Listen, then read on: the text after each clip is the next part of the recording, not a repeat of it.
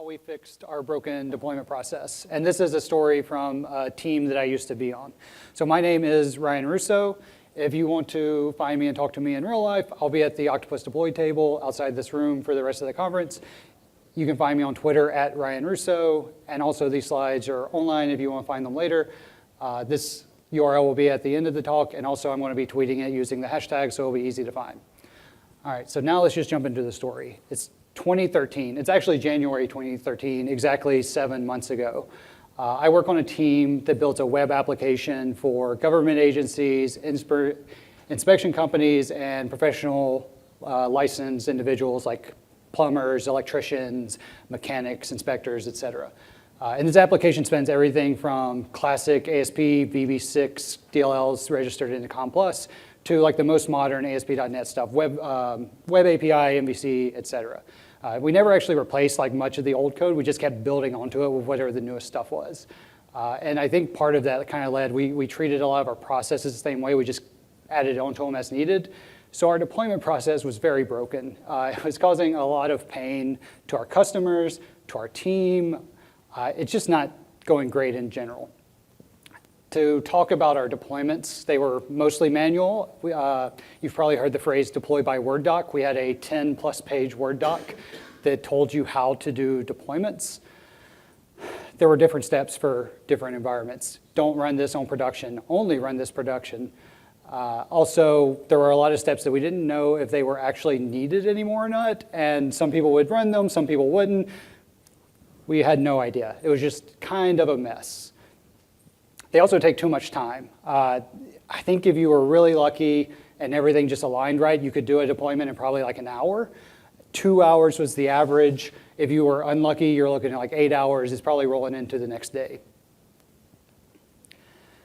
Some of the problems we ran into in our like non-production systems, a developer would get a chill down their spine if they ever heard the question, hey, could you refresh that demo system for me? Has anybody heard this question before? Yeah, a few of you. Yeah, so what that meant was there was probably a demo happening in the next hour to 2 hours, and you just got asked to do unplanned work that took, if you were lucky, an hour to 2 hours. So that was a problem for developers. We also just had delays in testing new changes and bug fixes. You got a support ticket in, you had to fix a bug or just do a minor change for a customer. You put that on a test system, and you get an email or a phone call that says, hey, your change looks good, but this other page is broken, so we can't release your change because we don't know if they're related or not. Well, now you either have to spend time to fix that system so that you can prove that it wasn't your change, or move your change to a different system so that you can prove yours works and didn't actually break that other page or that other change in the system, which means you have to spend more time doing that deployment. Go spend another hour or spend X number of hours to fix that system. And the problem was no two environments were exactly the same. We didn't know the same state. We didn't know when the last time it was updated, who updated it last. There was no dashboard that told you anything about that system. We tried to do a wiki page at one point so that you could actually just see that, but you could probably guess how often that wiki page got updated. Production was worse. The main problem with our production issue was customers knew when we did deployments. And not for like a good reason, like, look at all the new shiny features we have. It was like, no, it was because things were breaking a lot. When we did deployments, usually it made the system unstable. Usually we had to do follow-up deployments to fix those changes. And because of this, deploying to production was nearly a full-time job. And you may say, Ryan, how could deploying to production with a manual process be a full-time job? That's got to be a few days or a week, a quarter, or maybe a few days a month, right? Well, funny story. We were doing 2 manual deployments a week, scheduled, 5 a.m. Tuesdays and Thursdays. So our customers knew that we did deployments on Tuesdays and Thursdays. And those were just the scheduled deployments. We also did deployments for anything considered a work stoppage, which was like a priority 1 bug. The meaning being, this bug is so severe that our customers can't do work in the system. The problem with the work stoppage label is that it was often used just to get work to the top of the list. So it was more of a, this is an inconvenience, there is a workaround, but this customer's being very impatient, maybe being very rude, and we just want to get it released.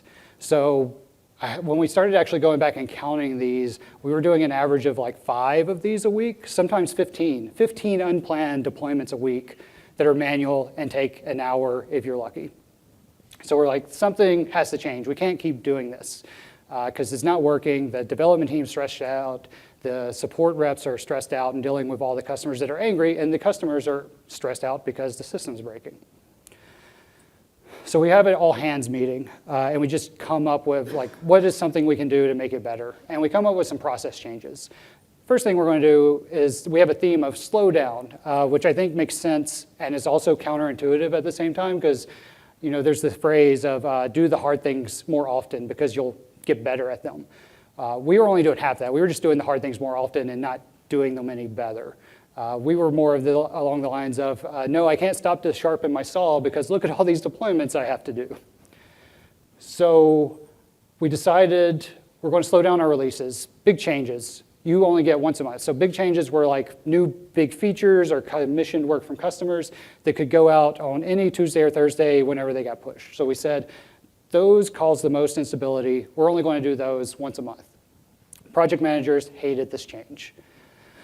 The other thing we did was more oversight on labeling issues as work stoppage. If something comes in and it gets labeled work stoppage by a support rep, someone on the engineering team would look at it and say yes or no if it's a work stoppage or not. If it was a disagreement, it would go to product ownership to break the tie. Support reps hated this change. So not popular changes and really not solutions to our problem. These were just Band-Aids. These were changes to buy us time to actually make real fixes. So with this, we actually did get down to, I think we had a few weeks where there were no work stoppage releases, so no unplanned releases, good. And then on some weeks it was like 1 to 2. Around the same time, I was lucky to go to Dallas Day of .NET, one day, I think it was at the time, one day conference in Dallas, where I got to attend a session by Jeffrey Palermo talking about iteration 0, which is the idea of if you're starting a new project, you set up your CI, CD, your monitoring, your tooling, you set up all of that in your first sprint or iteration before you actually do your application development. So it's already there, it's there. You don't get like 6 months down the line and say, oh no, we've got to do a deployment pipeline, which is a really cool idea. We were a legacy app. We didn't have an iteration 0, so I just kind of tucked that away. But he also talked about some tools like Saki, which is PowerShell makefiles, which is a really cool idea because like at the time we were using TeamCity and we were just using the built-in like run Visual Studio step. Or maybe you were using like MS Build at the time. And this is being able to write your build scripts in PowerShell. And there's a lot of these out there. Rake is really famous in the Ruby community. I think kind of probably kicked off this proliferation of build tools that are built in the language that you also code in. Cake and Fake or C# and F# ones for .NET. So I was like, I really like this. Immediately just jotted it down. I'm going to go rewrite all our build scripts as soon as I get back to the office. He also recommended this book called Configuration Management Best Practices, which has a lot of overlap with the continuous delivery book. And I immediately bought this and read it over a weekend, and it had a lot of best practices in it. It also showed me a lot of bad practices we were doing. So with this newfound knowledge of I can write these build scripts with PowerShell, I've got this new book that tells me all the things I'm doing wrong and how to fix them, I had a great idea. I'm going to build my own deployment tool with Saki. What can go wrong? Luckily, I had a friend who said, hey, before you go make that mistake, check out this tool I just heard about on a podcast or blog post. I don't remember exactly which one. But he's like, go check out Octopus Deploy. So I did, downloaded the trial. In about 2 hours, I had a working, like I push a button and our website gets deployed to a test environment. Very, very simple, like no bells and whistles, just like deploy the web app. And it was amazing. Like I felt so powerful to be able to just push a button and the website changed. Like, I don't know, for me in 2013, this was like almost like magic, like the kind of like work-changing event as like finding out about source control for the first time. So I took it to management. I said, I found this tool. Somebody showed me this tool. I think that if you give me time and you give me a little bit of money, I can go and fix a lot of our manual deployment problems to buy us even more time to invest in other areas. Got approved. So I went and had a full application deployment from development to production in about 2 weeks. Probably could have been faster, but I had to automate VB6 DLL registration in COM+, which took some time to figure out, and also had to fix some of those bad practices that we read about in this book. So what were some of these bad practices? Of course, manual web deployments. That was the first one. Error-prone, unreliable, not repeatable. Like it takes too long, right? They take an hour or two, 8 hours if you're unlucky. So we know why these are bad, but like, how do you fix them? Another problem we had with this is because they were error-prone and the Word document wasn't up to date and had all these like steps that we didn't know if they were needed or not, there was only one person who did production deployments. One person. If he went on vacation, he had to train somebody just to take over for a week, which was probably the worst week of that person's year. And then he came back and that person immediately just forgot everything. So that's not very sustainable to have one person doing this full time with a terrible process. So we fixed it by going through and actually creating PowerShell scripts, not Saki, but just regular PowerShell, to automate the installation and configuration of our web apps, our services, and anything that had to do on the application side. Since we did move to Saki for our builds, we updated Saki to package these into the output and create the NuGet packages, the artifacts that Octopus needed to do deployments. And then we configured Octopus to deploy our applications to our infrastructure. So we just like set up the deployment tool, the automation, and plugged it into our CI pipeline. And I should note here that at the time, this was Team City and Octopus. There were a lot of different tools out there. Use the ones that were right for your team. Do the research to find the ones that are right for your team, because there are a lot of options out there, and your process, like finding a tool that matches your needs and your process is better than just picking one and then going with it and fitting your process to the tool. But this worked for us. So that fixed our manual deployment process. The next thing we had to fix was a branch per environment. So we had a development branch, we had a staging branch, and a production branch. And I thought this was a reasonable solution. I didn't know there was anything wrong with it. And you may be asking, well, why is this bad? Why is it bad to have a branch per environment? It means we had different builds per environment. We had a dev build, a staging build, and a production build, which means we weren't sending the same assets to each environment. Like you're not building dev and sending it all the way through to production. You're just rebuilding it. And we never had a problem from it, but you could technically end up with things that don't match through the builds. Maybe some code leaks through, maybe just something's configured wrong, but you're just introducing risk that you shouldn't be taking on. The other thing was all of those work stoppage releases we were doing, those went directly into production, and then we had to merge them backwards from production to staging to development. We were also doing cherry pick merges. So let's just say, for example, we have 5 changes that were on staging. 4 of them got approved. Instead of saying, nope, nothing's going to production, we just merged those 4 to production, built it, shipped it. Well, we just deployed something that wasn't tested in that state, because there was one thing that was in staging environment that was with the rest of those. It just didn't happen to get approved, whether it was broken or just time ran out. Because of the backwards merges and the cherry pick merges, we ran into a lot of merge conflicts. They were really fun to deal with, and there were a lot of them. The reason we had set this up, and just full disclosure, I set it up that way, to have a branch per environment, is because I wanted to have the config files, the app configs, the web configs, whatever, change based on the environment. So I did that at build time. So whenever we built the development branch, it's like go get the development config files, put them in the output folder. When you build the production branch, put the production files in the output folder. Made sense at the time. The other problem with this is that means we also had passwords in source control. So we had production API keys and database passwords in those production configs in source control, which is not great because you could accidentally leak it or just have developers have access to it, and they probably shouldn't. So how did we fix having a branch per environment? We removed the staging branch and we went just with development and production. If I was doing it over today, I would remove that development one too and just have trunk. Just do one branch, but this made sense at the time, and we did that. And we also said everything gets deployed or nothing. So if you're on staging and you have 5 changes and 4 get approved, well, it's not going to production until all 5 get approved, until we fix that 5th one. Also, an unpopular change to our process with many people. But Octopus also just applied our configuration and deploy time. So it did the the config transforms for us. It did the it stored our passwords and our API keys encrypted in its system so that we didn't have to put them in source control, we could remove those. So that got rid of the need of doing those builds per environment. Another bad practice, manual database deployments. I actually think this is worse than web deployments, manual web deployments. The way we had it set up was each script or schema change, stored procedure, were usually run by a command file that was calling OSQL or some other tool, and every change had their own command file. So again, if you had 5 changes, that means potentially 5 different command files the release manager had to run. So why was it worse than web deployments? Well, the order matters sometimes, and the order isn't always followed. The other problem is the release manager didn't write any of these database scripts, so if something failed at 5 in the morning on a Tuesday, there wasn't like somebody he could call. Like, he couldn't just call the person who wrote it. He could try, he probably wouldn't get an answer. But he really didn't have a lot in the way of like, how do I fix this? He had to figure out how to roll back the whole release, maybe fix it himself, most likely not. So these ended up just being harder to manage than web deployments, which was for the most part copying files across the network.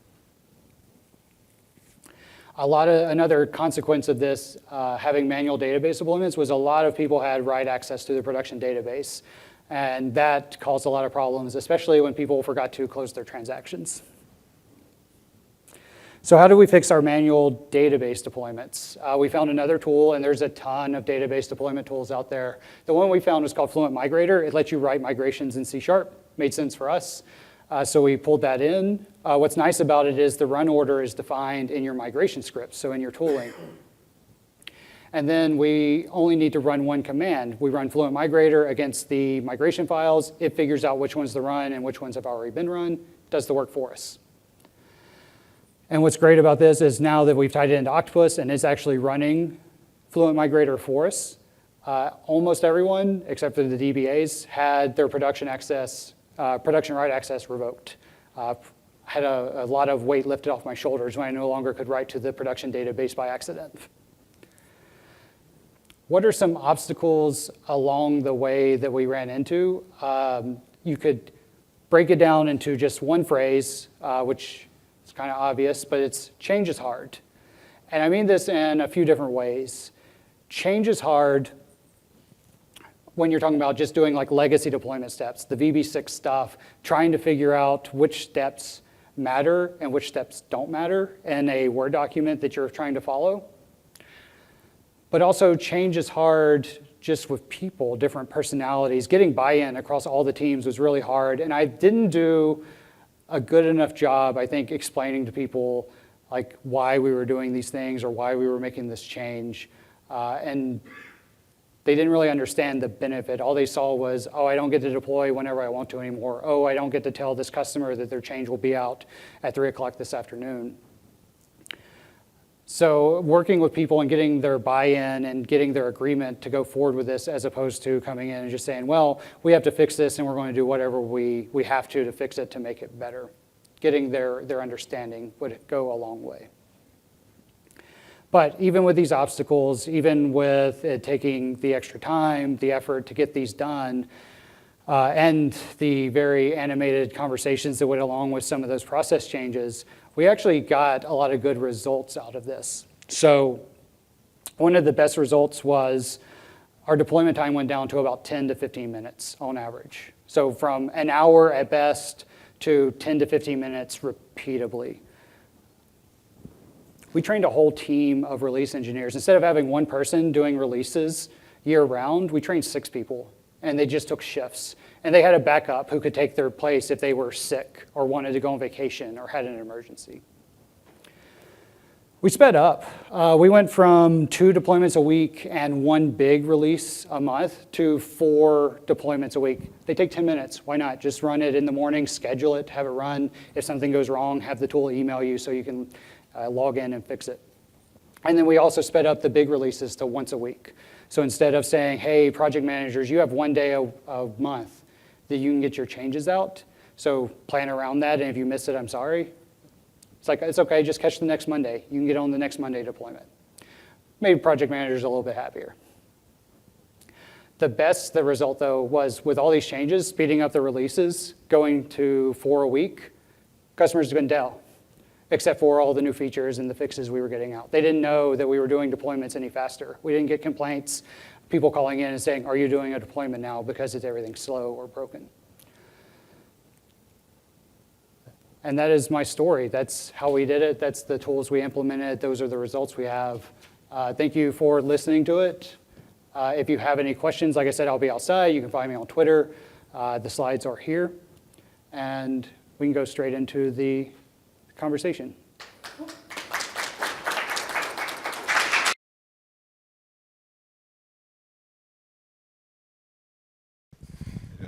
My name's Corey.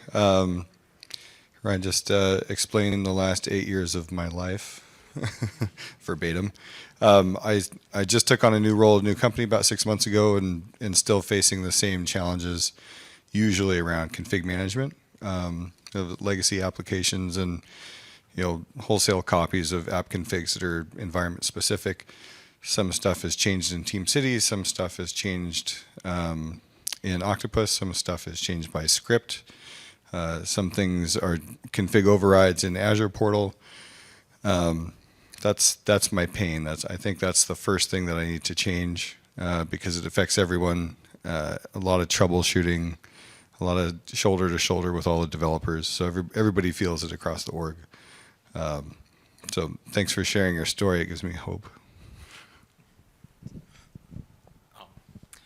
So my name's Ted. One of the things that I noted was that I thought was just common knowledge until a few months ago was you use the same build in production and staging. And I have encountered a customer, a team that really is married to the let's build it on our production branch and then backport it to our development branch work pipeline. Like they build things primarily as hot fixes and then backport them into their development branch. How do you get people off of that? How do you undo that problem? Because I have never encountered this before.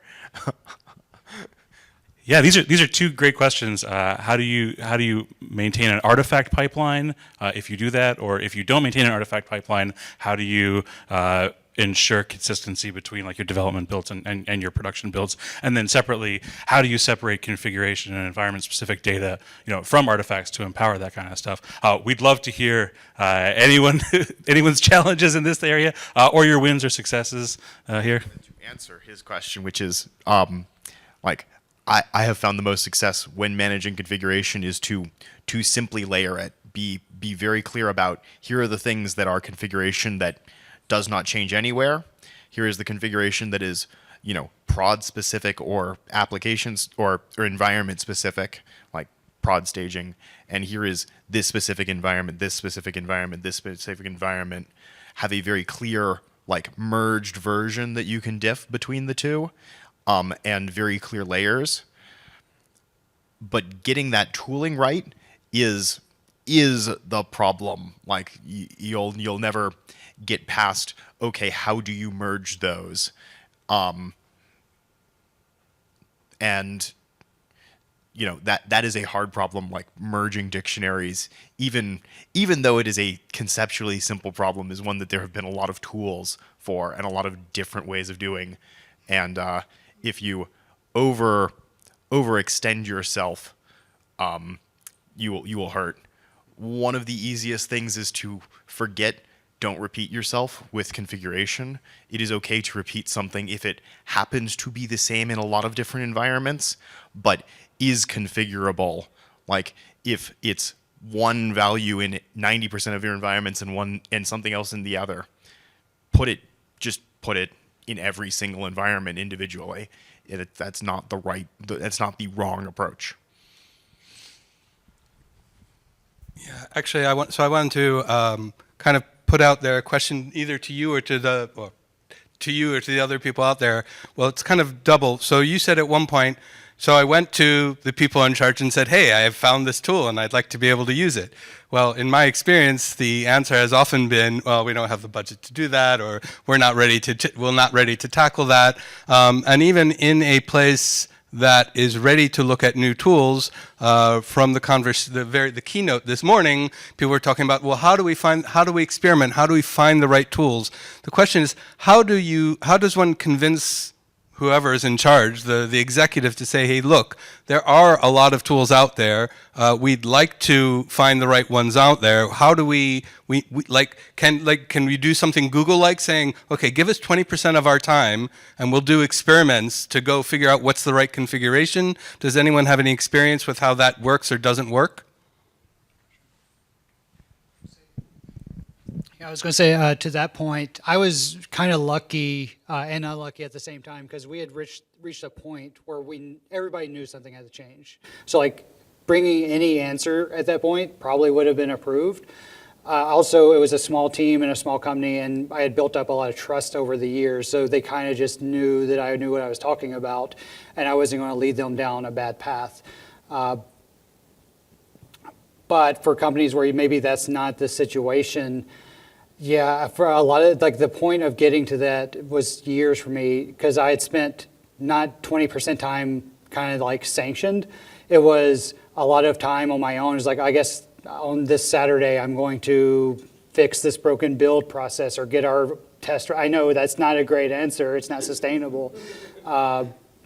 So yeah, I think being able to have time to, like, if you can get time to do a proof of concept or even sneak time in, like there's sometimes that ask for forgiveness, not for permission, but you can only do that so much. But if you spend an hour getting a proof of concept going and you can show, like, I clicked a button and it went in 10 minutes versus he spends 40 hours a week doing deployments. It really comes at that point, you're showing the value. It's up to management to listen at that point. I've recently had success in the same type of thing. I spent the holidays trying to figure out what wasn't working for me, and a lot of it is troubleshooting, and a lot of it is really, really bad logging. So in order to get time from all of the product teams, from all of the engineers that I need help from, I kind of crowdsourced. So I brought it up from the bottom and kind of was buddy. It's like, hey, I spent the last week with you working on this one problem that could have taken us an hour if we had the correct logging. What if we had a logging interface? Why don't you join team logging with me? Created a hashtag, and now it's all over Slack, and now everybody's like, well, have we thought about logging? And now all the product teams are like, maybe we should put logging in. So maybe organic, grassroots approach. As a follow-up to this, and just changing the topic, we could start talking about what successes you or we have had in this area, and anything that you have to share that would benefit others. I was going to answer his a question about how to get the extra 20% time. I've worked at a lot of different organizations, and I found that my current organization, where once a quarter they have a hack week in which you post a bunch of ideas. Sometimes they're pipelines, sometimes they're just development interesting projects, but people seem to gravitate towards those, and our organization has actually promoted those. Pretty much nothing goes out during the hack weeks, but you actually get a lot of interesting build projects. We've had a lot of failed projects from terms of pipelines, but we've also had some really good successes with that. And it also requires getting those developers to actually my project could really benefit from doing something similar, and then getting those teams to actually want to move their project into an interesting pipeline. Sure, yeah. It's hard to find ways to demonstrate the business value. The business teams may not be interested in technical work to empower faster deploys or improve logging. So what wins have folks found in their organizations for being able to find the time and space and energy to make those initiatives happen? Hack Weeks is a great example. Well, I have also been in the position where I've taken my own time and I've spent time doing things, and I've sometimes been lucky in that because I was in a position where I was allowed to do that, and I've succeeded. So, for example, I was a product manager, and I had a development team who were working in a particular way, and I said, well, okay, some of our customers want containers. And they're like, oh, we don't have time to do that. And so I just did it, and I showed it to them. So was it a success? They said, oh yeah, that's really cool. They didn't, it's not like they didn't appreciate it, but then unless there's buy-in from above, they were still saying, okay, but we're still being pressed to work at this pace. So that's nice what you did. Thank you very much. And we're going to keep doing what we're doing. Sometimes asking for forgiveness instead of permission from the business.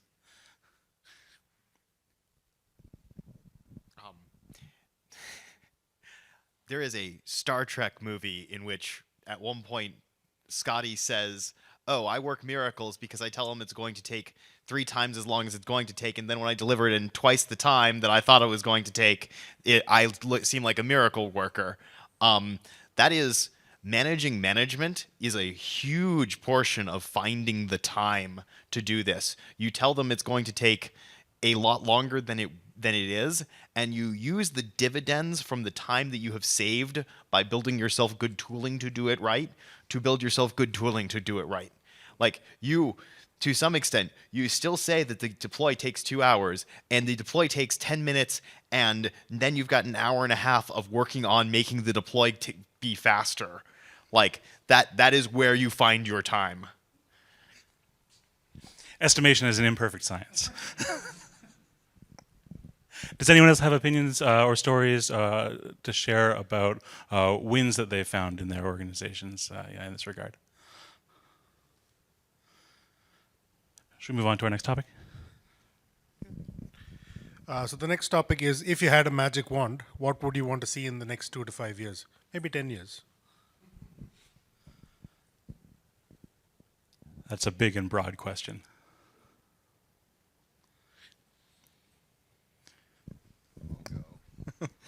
I think maybe an industry standard, like an answer or a couple of answers to solving, how to get your keys out of repos, how to correct behavior and organizations in config management and secret management, and having kind of failover for that one person that can do the release, or that one person that knows where the keys to the castle are, because I'm here at a conference and I know that people are frantic back at home, wondering where I am. How come we can't build or release?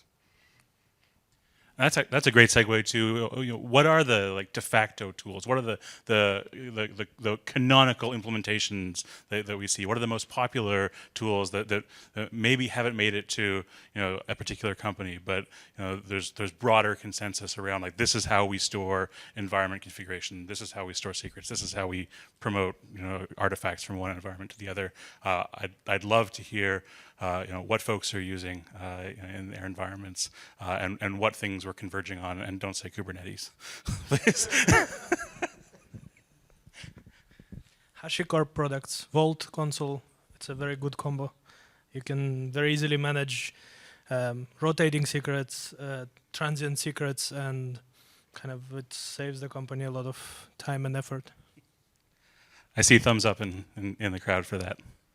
Yeah, and I was to say that along with the HashiCorp, also the Ansible-like, I mean, I happen to know Ansible, but there's a number of, any of the tools that automatically deploy the software in a given way and the configuration in a given way is, like when I discovered that, it was because when I said earlier I created these Docker containers, it wasn't so much that I created a container, is that I used Ansible in order to create the containers so that by pressing a button, I could deploy and configure and create the containers and have them up and running. And I see even in HashiCorp, there's the other, what are they, not Terraform, but there's the other tool that actually builds the VM images or the containers, Packer. So you can then use Packer with Ansible. And again, any of the interesting thing is a number of the tools overlap, but they also work between the different families of tools. But the main point is you want to be able, when you submit your code, to submit not just your code, but something that explains the infrastructure you want it to be deployed on, and then whatever pipeline you're using should be able to use that to create basically you should be able to create your infrastructure as soon as you submit your code, so that it can then be, all of that then means you can test it automatically. And when you've done something like that, you've saved, I mean, I still remember when it used to take me 6 months just to get a test server. Would anyone else like to share opinions about what they'd like to see or where they see this going in the future, or any other topic of conversation that's relevant to Ryan's talk today? Great. Well, then we'll give you some time back in your day. Thank you so much for attending this talk and this discussion.